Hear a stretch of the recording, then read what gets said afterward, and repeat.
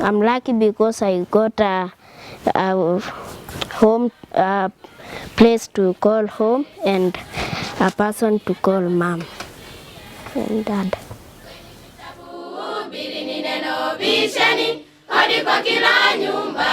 It's amazing, yes, to be a mum to 200 children.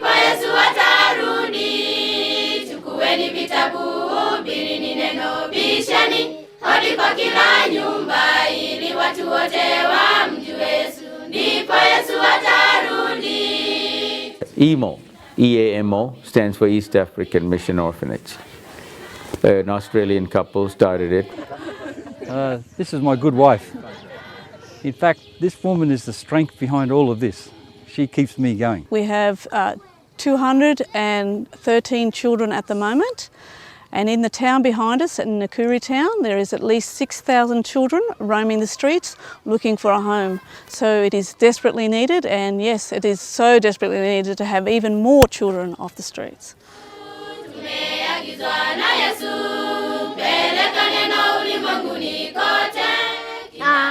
Imo means to me is life. Everything for me comes from Imo, because at home I had nothing, and here I came and found everything I needed: school, clothing, shelter and food, and now I live in Imo, so Imo is my life in particular.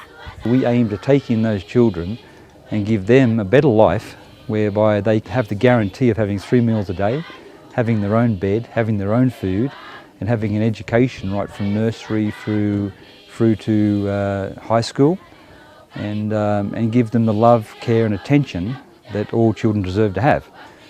Paul is a 13-year-old who his grandmother couldn't take care of him. She was a drunkard. She would give him alcohol to stop him from asking for food, and he would also steal alcohol because he got used to it.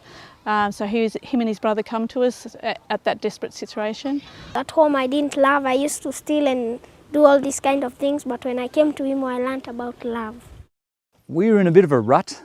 You work hard, you get your money in, and then you get this, you get the motorbike, you get the boat, you get the car, you get the four-wheel drive, you get the house, and then when you get all that, you want something better. So we've been here 14 years now, but a few years before that, my wife and I, we'd been through some sickness. I had a sickness, I used to have cancer, but the cancer came along and changed our life to thinking about others more than ourselves. So we just developed this passion to help others rather than just have our whole life revolving around ourselves. My wife just came up with the idea one day. She said, look, why don't we just take in a child and foster the child? One child. I said, well, one child is out of how many, you know? It's nothing. And so we decided. The family agreed, yep, okay, let's take in a child and foster a child. So we took in the child. The child's still here today. And then from there we had like 3 children and then 5 children, and it was starting to grow. So we could obviously see that this was our home, this is where we're going to stay, because once you take in the children, there's no sending them back, you know.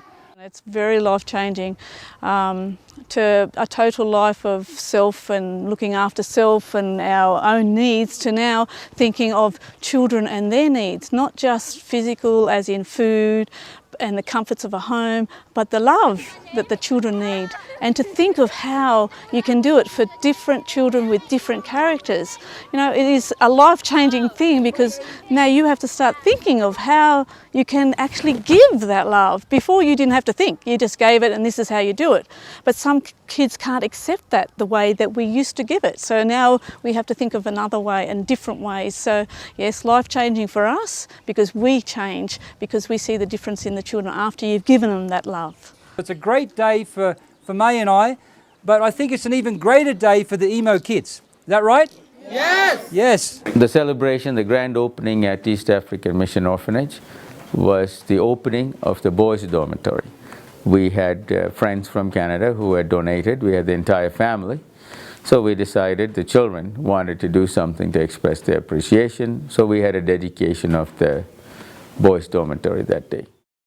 There is nothing we can give to repay all your kindness, but our friendship and smile can tell that we are forever grateful.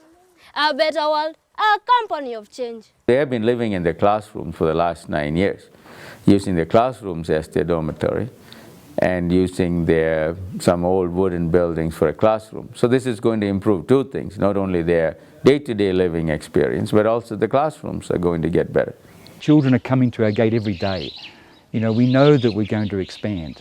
And so what we put to A Better World was that we want a building for the future also, not just for today.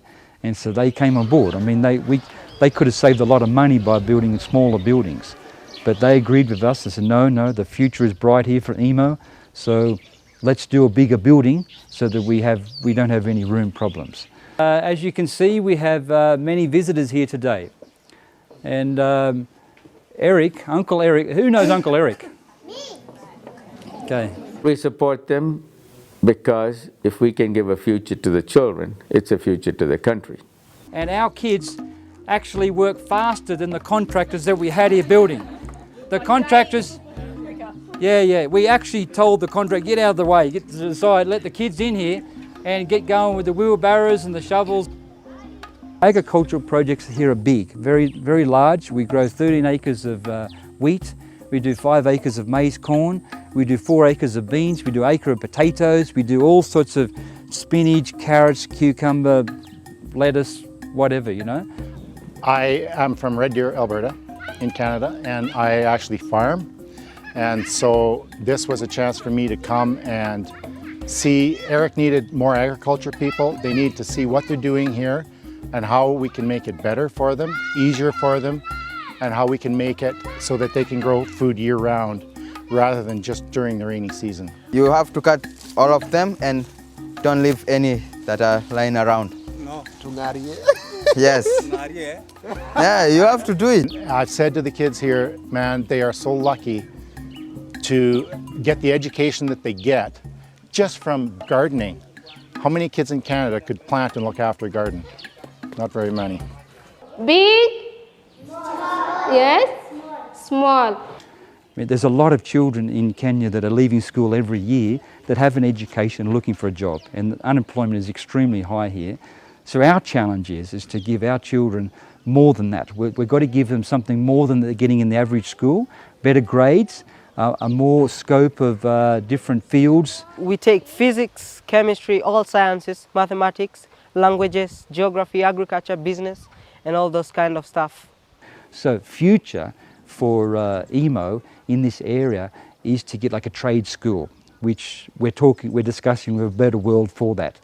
I was brought in Imo a long time ago, so the feeling between me, mom and dad, it's a feeling that is quite big. I can't tell it really, because it's a feeling that brings me together with the rest of the people here.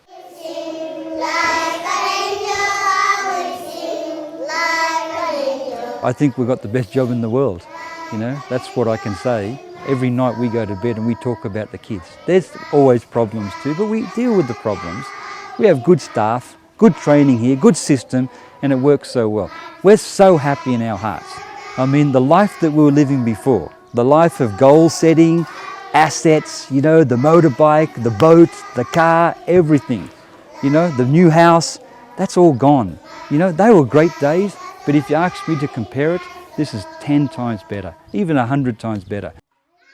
I like living here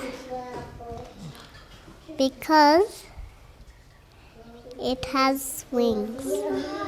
The message that I would like to get across to other people is to help others so that you can feel something in your own heart that you helped someone along their way, especially a district child.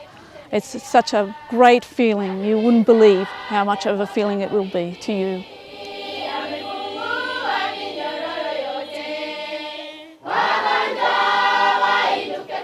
I can see a brighter future. Before it used to be dark.